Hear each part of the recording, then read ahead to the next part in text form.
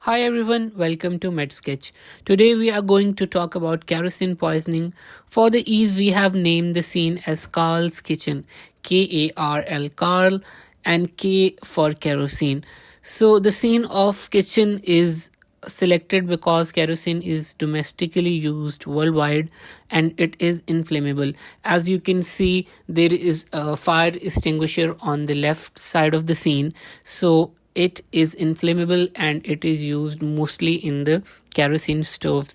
So talking about the category of kerosene, you can see brain tile on front of the kitchen top, that is representing the category of neurotics.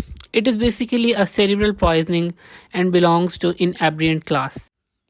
Fatal period of kerosene is not very specific, and we generally say that the fatal period is of few hours. Fatal dose, on the other hand, is important. You can see an oven that is having readings on the top. So there are basically two modes of poisoning. One is via the inhalation and one is via the ingestion. So there are different values. When we say the fumes of kerosene are inhaled, the fatal dose would be 500 parts per million, 500 ppm. When it is ingested, we say that fatal dose of kerosene is 10 ml. 10 ml in case of ingestion and 500 ppm in case of inhalation. Now we are going to talk about the mechanism of action. The same oven which was representing the fatal dose, you can see there is a lard of butter in the oven representing the lipid breakdown. So basically the mechanism of action is basically based on breakdown of lipid membrane, and it has a depressing effect on CNS. As we said, it is a cerebral poison and has inebriant effects. Now we are going to talk about the sign and symptoms of kerosene poisoning. So it depends upon the mode of poisoning. So let's talk if the kerosene is ingested. You can see a boy in the middle that is holding his stomach with a blue shirt. You can see that he is trying to vomit and is holding his abdomen, representing nausea, vomiting, and colicky pain. You can also see that there is fluid, dark color fluid, dark brown color fluid on the floor that represents the brown colored diarrhea. There is also our oxygen mask on the floor that is typically representing cyanosis in most of our sketches. Also, you can see star figures above the head of the boy that represents the CNS depression. So in case of ingestion, we can have nausea, vomiting, colicky pain, along with diarrhea, CNS depression, and along with the cyanosis. Now shifting toward the boy that is just standing right to the boy we discussed earlier. So he is standing in front of a malfunctioned oven that is emitting smoke. So the mode of poisoning would be inhalation in this case. So the boy is holding the head representing headache. The ghost figures on the top of head represent the hallucination, and the symptoms of nausea, vomiting are very similar to the ingestive cause as well. So in case of inhalation, we would be saying headache and hallucination. So, what are the signs and symptoms of chronic poisoning in case of kerosene? So, we have discussed the acute sign and symptoms of kerosene poisoning. Now, we are going to discuss the chronic effects.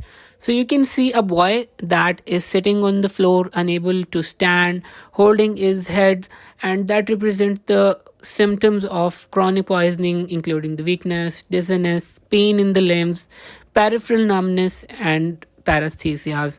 So the boy that is sitting represents the chronic poisoning, and the boys on the right sides, they are representing the acute poisoning symptoms.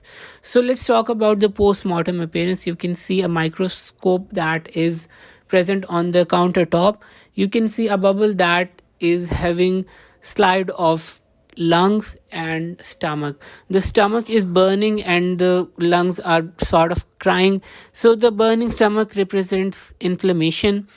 So acute gastritis is usually seen in the stomach in the post-mortem appearance.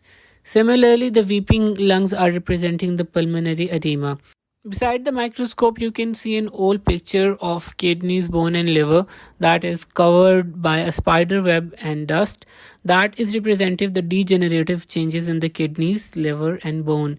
So in the post-mortem appearance, we can have acute gastritis, pulmonary edema, and degenerative changes that can be seen in the kidneys, liver, and bone. So let's talk about the management of kerosene poisoning. So first of all, in case of inhalation, you have to remove the person from the surroundings or the source emitting smoke or fumes. So on the right side of the scene, you can see our classic gastric lavage bottle, but we have added a red cross on the bottle that is indicating that gastric lavage is contraindicated in case of kerosene poisoning because there is a risk of inhalation and hence pneumonitis. If very large amounts of kerosene has been ingested less than an hour, then we can consider gastric lavage, but only if the airway can be protected by expert intubation. So you have to remember that gastric lavage is contraindicated in this case. You can also see paraffin wax in banana on the floor in the middle. Paraffin and banana intake can decrease the absorption of kerosene from the stomach. You can also see oxygen cylinder in the leftmost bottom. Oxygen therapy can be used in case of inhalative symptoms or in case of respiratory distress. So sodium bicarbonate, gastric lavage, liquid paraffin and banana, and oxygen therapy can be used in the management of kerosene poisoning. So we have concluded our sketch of kerosene poisoning. If you have any questions, you can drop in the comment section. And till then, take care. For detailed literature of toxins, refer our textbook Excel Forensic Medicine and Toxicology, available at all major medical bookstore all over Pakistan.